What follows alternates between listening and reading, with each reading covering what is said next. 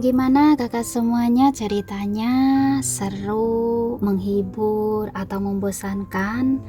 Tolong ya beri komentarnya biar saya tahu. Dan sekarang ini sudah memasuki bab yang keenam. Kita langsung lanjut lagi ke ceritanya. Selamat mendengarkan. Ini juga harus kita bahas. Aku sudah lelah memberi kesempatan kepada orang-orang yang pipi rekrut. Mereka tidak becus. Jeremy becus. Sanggah Vivian sigap, keanggunannya sedikit memudar. Nyaris becus. Masih ada satu tugas yang sampai saat ini belum dia selesaikan. Padahal aku sudah memberinya waktu 4 tahun lebih. Untung saja dia masih orang terbaik yang kukenal. Jadi dia masih kupertahankan. Selagi Jeremy mendesah pasrah, Kara tertunduk dalam kebingungan. Anda jelas mengerti bahwa saya tidak akan sanggup membayar denda. Bukankah ini berarti Anda melarang saya mengundurkan diri? Gumamnya. Iya, memang rakyat kecil sepertimu tidak mungkin punya uang sebanyak itu. Masih dengan alis kusut Kara berbisik, bukankah Anda tidak suka dengan saya? Kenapa malah menahan saya?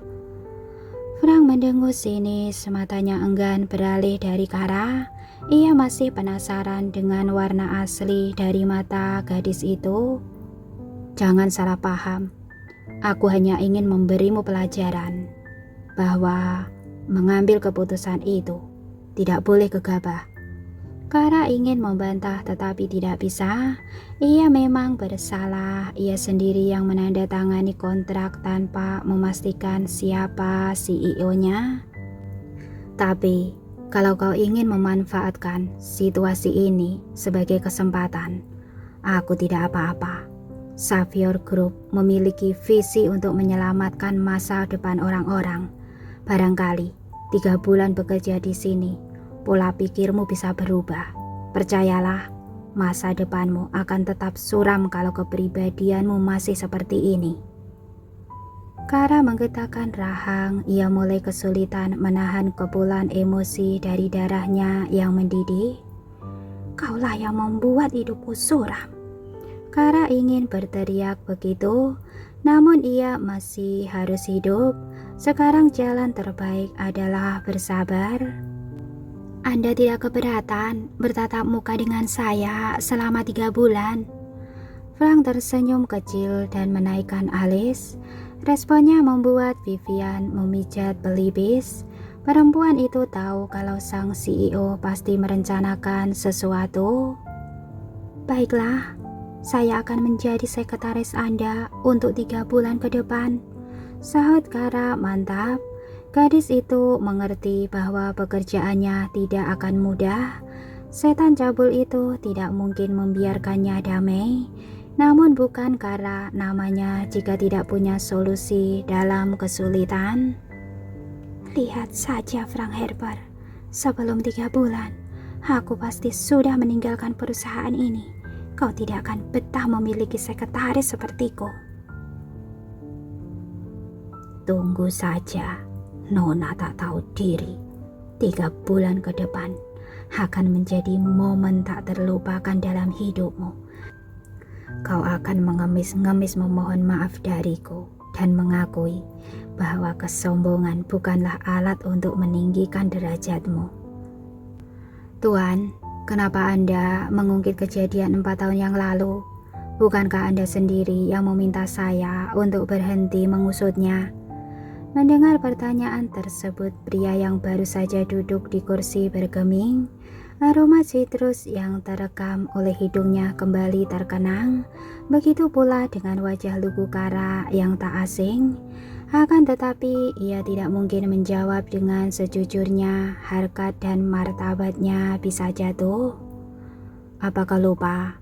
Ben menghubungiku lagi. Dia seperti belum puas aku menolak permohonan kerjasamanya 4 tahun lalu. Atau bisa jadi dia diam-diam menyiapkan sebuah rencana jangka panjang terkait insiden itu. Kalau itu benar, kita sudah kecolongan. Aku tidak seharusnya menyuruhmu menghentikan investigasi hanya karena gadis itu lenyap dari peradaban. Frank bersandar pada kursi empuknya. Wajahnya tampak kesal, padahal hatinya gelisah. Ia takut jika keangkuhannya berbalik menjadi bumerang yang mematikan. Kenapa aku tidak mengantisipasi hal itu sejak awal? Aku tidak seharusnya membebaskan gadis itu begitu saja. Dia bisa saja kembali bersama seorang anak. Kehadirannya bisa menjadi bom atom yang menghancurkan reputasiku dan perusahaan. Ada baiknya Anda berhenti mencurigai Ben Wilson, Tuan. Bukti yang saya kumpulkan dulu belum cukup untuk membuat kesimpulan. Frank menaikkan alis sebelum Jeremy menceramahinya panjang lebar. Ia mengangkat tangan. Ia tidak peduli jika orang kepercayaannya itu 2 tahun lebih tua darinya. Kedudukan Jeremy tidak lebih tinggi darinya. Kuharap kau tidak lupa, aku mendadak kacau setelah bertemu dengannya di bar itu.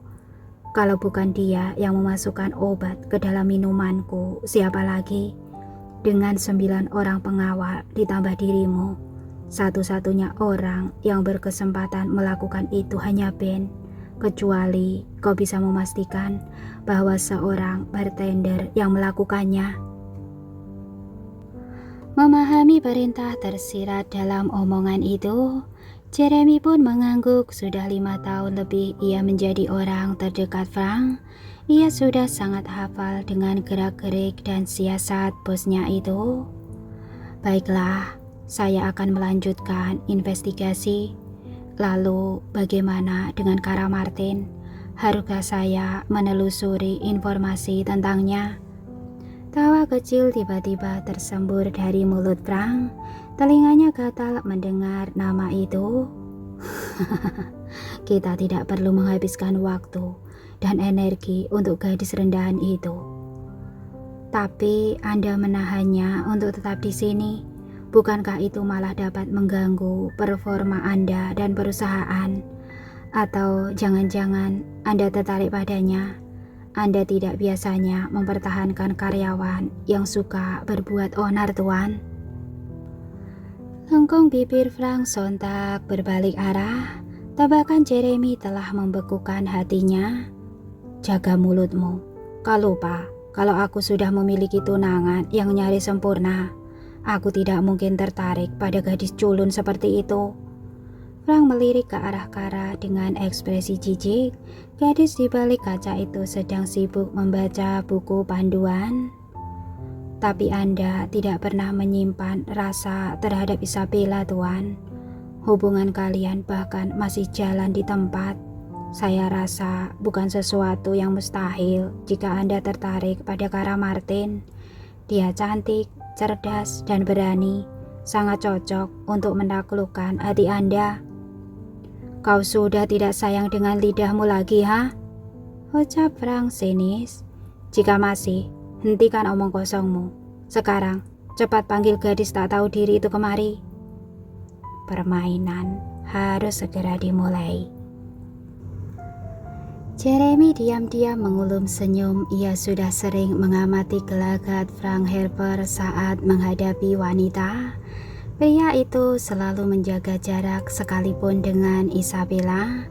Namun dengan Kara Martin tadi, jarak mereka terlalu dekat. Jeremy bahkan sempat mengira bahwa Frank akan mencium Kara. Nona Martin, Tuan Harper memanggil Anda, ujar Jeremy dengan senyum lebar. Ia agak kesulitan menahan tawa karena imajinasi singkatnya itu. Melihat keramahan Jeremy, mata Kara melebar. Pria itu terlihat lebih sangar dari si setan cabul. Ia sempat mengira bahwa Jeremy adalah kepala pengawal, namun ternyata pria itu jauh lebih hangat. Dengan permintaan sesopan itu, Kara tidak perlu banyak waktu untuk mewujudkannya. Ia melangkah ringan menuju ruang CEO. Namun begitu melihat tampang dingin Frank, hatinya kembali berat. Sulit dipercaya bahwa dirinya akan sering bertemu mata abu-abu itu. Kau pikir aku membayarmu hanya untuk bersantai? Nada bicara pria itu sama mengganggu dengan tatapan sinisnya. Saya membaca buku panduan, bukan bersantai. Nyonya Bell memberi saya waktu sehari untuk mempelajari kebiasaan Anda. Bosmu itu aku, bukan dia. Perkataanku lah yang harus kau dengar. Sekarang, mulailah bekerja. Kara ternganga tanpa kata. Mata bulatnya berkedip-kedip seperti boneka. Ia belum membaca panduan. Bagaimana mungkin ia bisa bekerja? Apa yang harus saya kerjakan? Tanyanya tanpa berpikir panjang. Frank menghela nafas tak percaya. Kau orang pilihan Nyonya Bell, tapi tidak mengerti tugas sekretaris. Bibir Kara langsung manyun. Ia masih belum terbiasa dengan sindiran tanpa jeda dari bosnya itu. Anda seorang pemimpin, tapi enggan memberikan instruksi yang jelas kepada karyawan. Penghargaan CEO terbaik itu Anda beli atau bagaimana? Senyum miring di wajah Frank sontak berubah kaku. Tangannya gatal ingin menarik kerah baju. Kara Martin ternyata bukan hanya pandai, tetapi mahir membuatnya gerah. Kau menginginkan instruksi? Nada suaranya mencurigakan. Dengan mata menyipit, Frank beranjak dari kursi. Kemudian sambil menyempal tangan ke dalam saku, ia memperhatikan Kara dari jarak 3 kaki. Baiklah, tapi sebelum itu, kau harus mencatat aturan dasar 3J baik-baik. Sambil mengacungkan telunjuk, Frank mulai mengitari Kara. Pertama, jaga profesionalitas. Kau harus bisa memisahkan kehidupan pribadi dengan pekerjaan. Aku tidak peduli jika kau memelihara puluhan kucing atau ratusan ayam. Saat di kantor, seluruh pikiranmu harus fokus pada pekerjaan. Belum sempat Kara menimpali sang CEO sudah bicara lagi. Kedua, jaga jarak. Kau tidak boleh terlalu dekat denganku. 2 kaki adalah batasmu. Jangan sampai tunanganku cemburu pada gadis yang tidak selevel dengannya. Itu sebuah penghinaan. Kara memutar mata. Ia muak dengan sikap Frank yang selalu merendahkan dirinya. Ketiga, jaga penampilan. Kau termasuk salah satu representasi dari Xavier Group. Jadi kau harus tampil rapi dan smart. Jangan sampai klien memandang kita remeh karena ulahmu. Apa yang salah dengan penampilanku? Kara tidak bisa menahan unek-uneknya lebih lama. Frank sontak menghentikan langkah tepat di depan Kara. Mata abu-abunya mulai mengamati gadis itu dari ujung kaki hingga ujung kepala. Setelah menggeleng cicik, ia menunjuk sepatu hitam sang sekretaris. Kau bukan anak magang, jadi singkirkan sepatu kuno itu. Dan celana itu, tukarlah dengan rok. Dengan begitu, kau mungkin bisa terlihat sedikit lebih menarik. Lalu, blus yang membosankan itu, carilah yang lebih bermode. Terakhir, kepalamu. Ada apa dengan kepalaku? Tanya Kara dengan nada horor. Dia masih bisa terima jika sang CEO memprotes outfitnya, tetapi kepala, apakah setan cabul itu juga ingin menggantinya? Kau tidak sedap dipandang. Buka ikat rambutmu. Kara terbelalak. Ia sedang dalam bahaya. Jika rambutnya tergerai, bukankah Frank Heber bisa lebih mudah mengenalinya? Saya lebih nyaman seperti ini, Tuan. Jika rambut saya tergerai, itu akan lebih merepotkan. Kau yang repot, bukan aku. Buka sekarang, atau aku yang membukanya. Kara menelan ludah. Ia ingin mencari alasan, tetapi tidak ada. Sambil menundukkan kepala, ia terpaksa menggerai rambutnya. Singkirkan kacamata itu juga. Kacamata? Bagaimana saya bisa melihat? Kara terbata-bata, ia baru sadar bahwa Frank Harper telah mencurigainya. Kau masih punya mata, jadi lepaskan. Frank tiba-tiba merebut kacamata Kara. Merasa topengnya lepas, gadis itu spontan menutup mata dengan sebelah tangan. Tolong kembalikan, saya bisa pusing kalau tanpa kacamata. Tangannya yang lain menggapai-gapai tanpa arah. Ini bukan kacamata plus ataupun minus. Apa yang kau pusingkan? Kara sontak mengintip lewat sela jari. Frank ternyata sedang menguji kacamata itu. Panik Kara nekat merebutnya. Namun sang CEO dengan sigap menangkap kedua tangannya. Dari jarak sedekat itu, mustahil Frank Harper tidak mengingatnya. Namun Kara telah terkunci. Ia tidak bisa lari. Satu-satunya hal yang bisa dilakukan hanyalah menutup mata dan mengenyitkan wajah. Sayangnya Kara tidak tahu bahwa taktiknya justru menyegarkan ingatan Kara. Pada malam panas mereka, ia secara tidak sadar membuat ekspresi itu setiap kali si setan cabul mendesak terlalu dalam. Kara Martin, kau yakin kita belum pernah bertemu sebelumnya? Jantung Kara seakan meledak. Darah segar seperti berhamburan memenuhi rongga dadanya. Ia tidak bisa lagi bernafas. Dengan mata terbelalak, ia hanya menatap lurus manik abu-abu di hadapannya. Wajah pucatnya terpantul di sana. Jika tidak segera bertindak, ia yakin paru-parunya akan berhenti untuk selama-lamanya. Ia belum siap meninggalkan si kembar bersama ancaman dari ayah kandung mereka yang tak berperasaan.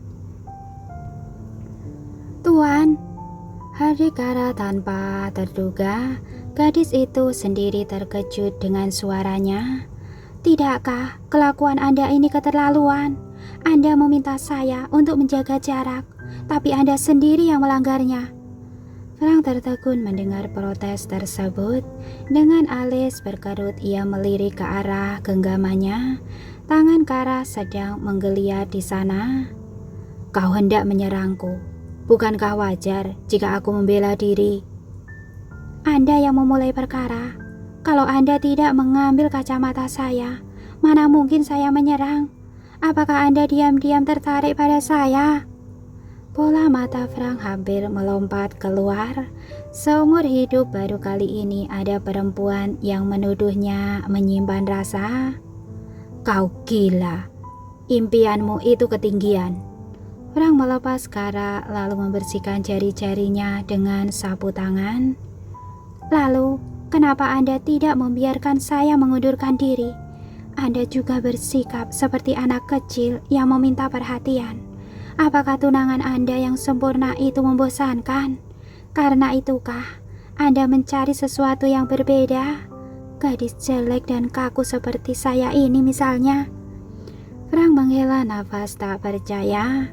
Kara Martin memang berbeda dari perempuan lainnya. Dia sangat menyebalkan. Kau ini tidak tahu terima kasih, ha? Aku memberimu kesempatan untuk memperbaiki diri, tapi kau malah menjadi-jadi. Sudahlah, sekarang cepat buatkan kopi untukku. Mendapat kesempatan yang ditunggu-tunggu, Kara pun berlari keluar ruangan. Ia sudah lupa dengan kacamatanya. Ia bahkan tidak sempat memperhatikan bahwa pria yang membukakan pintu sedang menahan tawa. Ia hanya ingin kabur dari Frank Harper. Kenapa kau tertawa? Hardik sang CEO begitu Jeremy berbalik menghadapnya. Tolong jangan terlalu keras pada gadis itu. Tuan, anggapannya tidak salah. Anda memang terlihat suka padanya. Jeremy, Sang asisten sontak mengangkat kedua tangan. Ia tidak berani lagi bicara. Selang satu anggukan, ia keluar dari ruangan. Frank selalu butuh waktu untuk meredakan emosi. Sementara itu di pantry, Kara baru saja berjalan masuk dengan nafas terengah-engah. Sesekali ia menepuk pipi. Ia masih tak percaya bahwa dirinya berhasil lolos dari kecurigaan si setan cabul. Ini seperti misi bunuh diri. Aku harus secepatnya keluar dari perusahaan ini. Sambil berpikir keras, Kara menyiapkan air panas dan cangkir. Namun begitu membuka lemari, fokusnya teralihkan. Deretan stoples di hadapannya telah diberi label nama-nama hari. Kopi Black Ivory untuk hari Senin, Vinska El Injero untuk Selasa, Saint Helena untuk Rabu, Haniendala Emeralda untuk Kamis, dan kopi luwak untuk Jumat. Ini lemari lebih mahal dari gaji bulanannya. Apakah perlu teknik khusus untuk menyeduhnya? Desah Kara khawatir ia bisa membayangkan kemarahan Frank jika ia menyia-nyiakan bubuk kopi itu. Tapi bukankah itu bagus? Jika setan cabul itu marah, dia pasti akan memecatku. Senyum Kara pun mengembang. Setelah mengangguk mantap, ia memastikan teko pemanas tanpa menimbang-nimbang. Ia memasukkan kopi ke dalam cangkir, lalu menyiramnya dengan air yang belum mendidih. Ia bahkan menambahkan garam dan merica ke dalamnya. Begitu kopi siap disajikan, ia setengah mati menahan tawa. Apakah itu pesanan Tuan? Tanya Jeremy saat dirinya tiba di depan pintu. Iya. Kara cepat-cepat mengatupkan bibir agar tidak membocorkan kegelian. Ia sudah siap menerima kemarahan si setan cabul. Anda menyeduhnya sesuai petunjuk yang tertempel pada bagian belakang toples, bukan? Mendengar nada serius itu, senyum Kara mendadak beku. Setelah berkedip, ia mengangguk kaku. Iya. Baguslah. Kondisi hati Tuan Harper sedang tidak bagus dan Anda sudah menyebabkan masalah 2 kali. Saya harap Anda tidak menambah kesalahan lagi, Nona. Mendapat peringatan seserius itu, nyali Kara sedikit menciut. Apa yang terjadi jika saya membuat kesalahan yang ketiga? Apakah saya akan langsung dipecat? Jeremy meringis.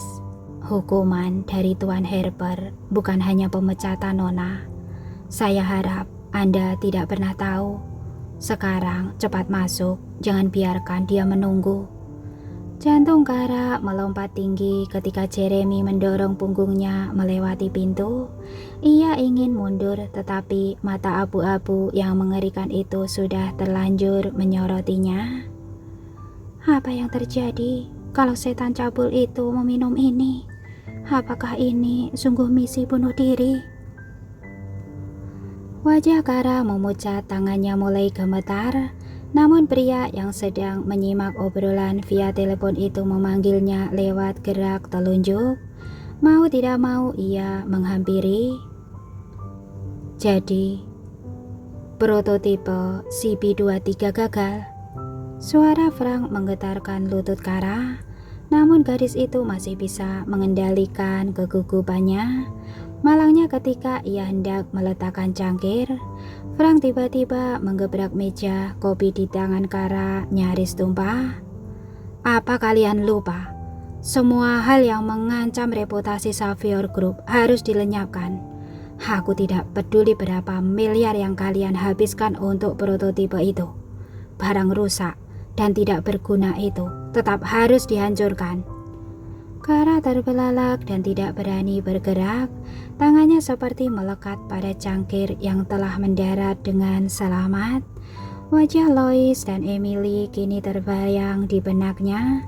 Si kembar juga mengancam reputasi perusahaan. Jika prototipe yang bernilai miliaran saja tidak ragu untuk dimusnahkan, apalagi anak-anak yang tidak diinginkan. Apa kalian ingin bernasib sama seperti awak kapal Savior. Meskipun sebagai individu mereka profesional, tapi sebagai tim mereka sangat buruk. Karyawan yang menghambat perusahaan pantas ditenggelamkan. Kara menelan ludah, keringat dingin mulai membutir di tengkuknya. Inikah yang dimaksud dengan hukuman selain pemecatan? Ditenggelamkan. Sambil menahan nafas, Kara memperhatikan kopi yang diseduhnya. Kemarahan sang CEO sudah pasti akan berlipat ganda jika meminumnya. Kara bukan hanya akan dikeluarkan dari perusahaan tetapi juga kehidupan. Misi harus segera dibatalkan. Namun belum sempat Kara memindahkan cangkir, Frank telah merebutnya. Pria itu ternyata sudah menutup telepon. Tenggorokannya kering dan butuh penyegaran. Jangan! Kara spontan merebut cangkir. Frank langsung berdiri dan tersengal-sengal menatap sekretaris. Cairan hitam hangat telah mengotori celananya tepat di bagian itu. Kara Martin. Oke kakak semuanya, untuk hari ini sekian dulu ya. Dan insya Allah akan saya lanjutkan besok. Terima kasih atas supportnya. Dan jangan lupa tinggalkan komentar untuk saya. Gimana tentang cerita ini, membosankan, menghibur, atau seru ya. Terima kasih, sekian dulu dari saya. Wassalamualaikum warahmatullahi wabarakatuh.